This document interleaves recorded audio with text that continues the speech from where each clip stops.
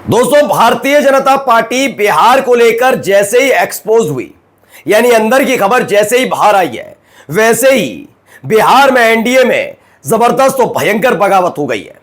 इस बगावत के संकेत पहले ही चिराग पासवान ने दे दिए थे कि इस बार छोटा बच्चा हूं, मैं हनुमान हूं आपका, यह सोचकर मत चलिएगा। आप ये याद रखिएगा, इस बार बिहार में किसी भी तरह का समझौता अपने हद और अपने हैसियत से कम नहीं करने जा रहे। और देखिए, एक दांव पहले बीजेपी की तरफ से चला जाता है, लेकिन उन सब के बीच ए और बी दो प्लान निकलकर बीजेपी के अचानक से बाहर आ जाते हैं। यह जल्दबाजी में हुआ, यह बड़बोलेपन में हुआ, किस वजह से हुआ यह आज आपको दिखाऊंगा, लेकिन उसका बड़ा भयानक असर एनडीए में पड़ा है। चिराग पासवान की यह बगावत बीजेपी को ले डूबने के लिए काफी है। और खबर यह भी है कि चिराग पासवान किसी भी वक्त एक बड़ा कदम उठा सकते हैं। नमस्कार, मैं हूं प्रज्वल गौतम और आप देख रहे हैं टाइम्स एक्सप्रेस।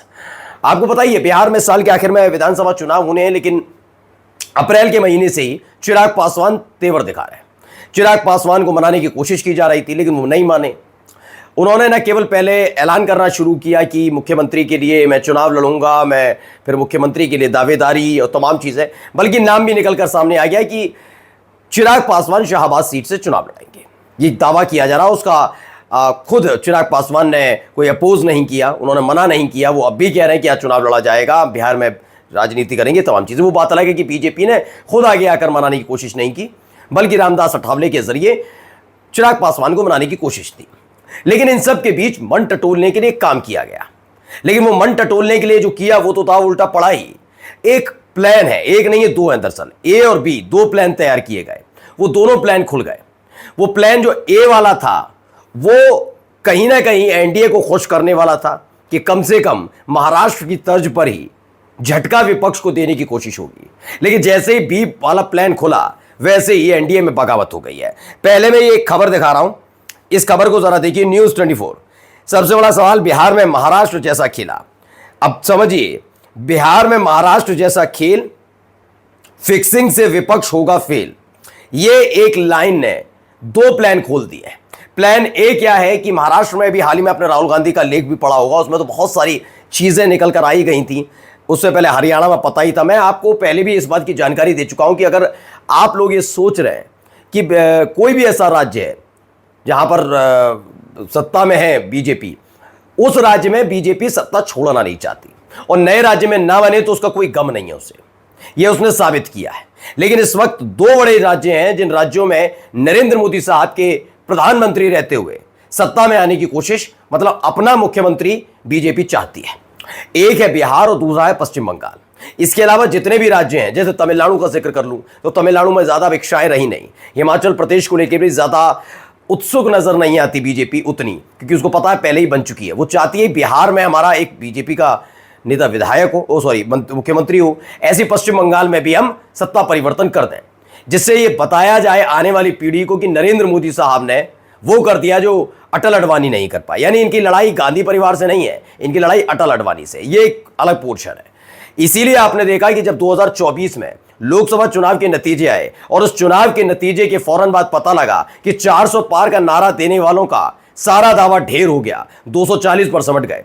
उसके बाद अलग अलग राज्यों में जहां जहां चुनाव हुए हैं, आप जाकर उठाकर देखिए हालत क्या है।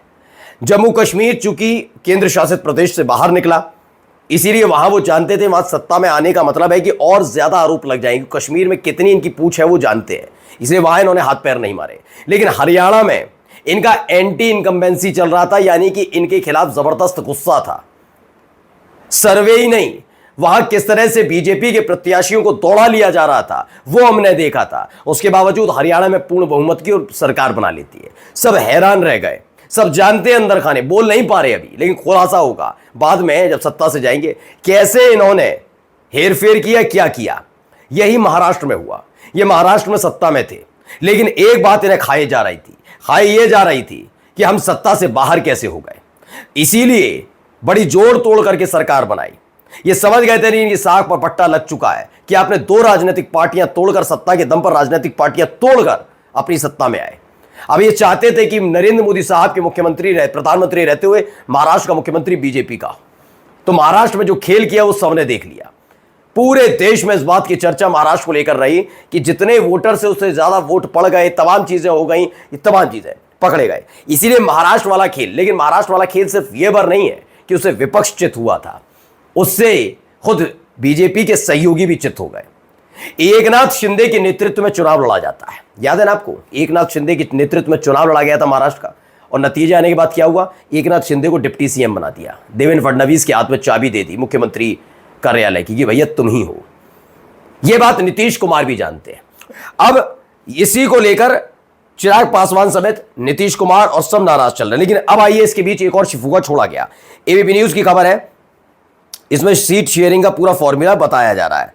पहले देखिए सीट शेयरिंग के फॉर्मूले में क्या क्या बताया गया। इसमें बताया लोकसभा चुनाव के फॉर्मूले पर सीट बंटवारे की संभावना है।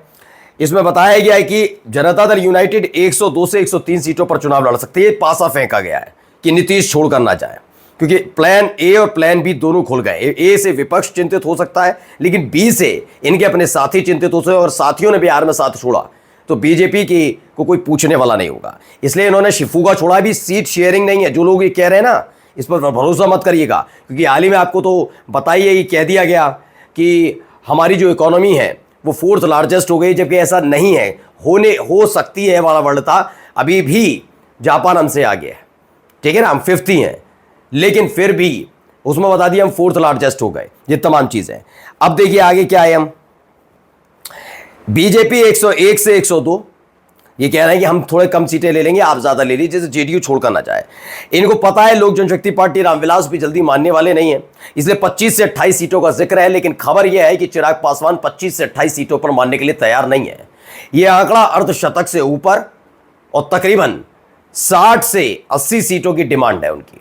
उनको पता है कि इस बार जो सर्वे आ रहे हैं उस सर्वे में जरूर वो तेजस्वी यादव के मुकाबले, फिर सुनिएगा, वो जरूर तेजस्वी यादव के मुकाबले कहीं नहीं टिक रहे चिराग पासवान। लेकिन वो ये जानते हैं कि अगर एनडीए का इंटरनल सर्वे करा लिया जाए तो नीतीश कुमार के बाद दूसरे नंबर पर वही है, और बीजेपी कोसों दूर तक नजर नहीं आती। उनका कोई नेता नजर नहीं आता जिसको मुख्यमंत्री के तौर पर बिहार की जनता देखे। इसीलिए उन्होंने साफ स्पष्ट किया है। अभी क्यों है मैं आगे आगे बताता हूं। हिंदुस्तानी आवामी मोर्चा 6 से 7 और आरएलएम जो कुशवाहा की पार्टी, उपेंद्र कुशवाहा की, वो 4 से 5 सीटों पर चुनाव लड़ सकती है। अब आइए मैं क्यों कह रहा हूं चिराग पासवान के बारे में। दरअसल चिराग पासवान इस बात को जानते हैं कि अगर 102 सीटों और 103 सीटों पर जेडीयू जीतती है, बीजेपी 101 से 102 पे जीत खड़ी होती है, मानकर चलिए अच्छे से बुरा भी करेंगे, तो यह हकीकत है कि लोक जनशक्ति पार्टी रामविलास से बेहतर ही प्रदर्शन करेंगी। भाई सीटें ही कम दोगे लड़ने के लिए चुनाव, तो उस लिहाज से जीतेगी बीजेपी की ज्यादा आएंगी या फिर जेडीयू की। लोक जनशक्ति पार्टी रामविलास की तो आएगी नहीं। ऐसे में अपनी दावेदारी वो कर नहीं पाएंगे। नीतीश कुमार को पहले से ही बीमार बताने और समझाने की कोशिश मीडिया के जरिए बीजेपी कर रही है। आगे दूसरे नंबर की पार्टी बचेगी बीजेपी। बीजेपी अपनी दावेदारी ठोक देगी कि चिराग पासवान मुख्यमंत्री नहीं बन पाएंगे। चिराग पासवान इसे करीबी से देख रहे हैं। वो ये नहीं कह रहे कि मुझे 101 102 चाहिए, उन्होंने कहा कि 70 से 80 करिए, तकरीबन 10 20 30 सीटों का अंतर आप अपने से मेरा रखिए और फिर रखकर देखिएगा। यह बात जानती है बीजेपी कि बीजेपी का ग्राफ गिरा हुआ है।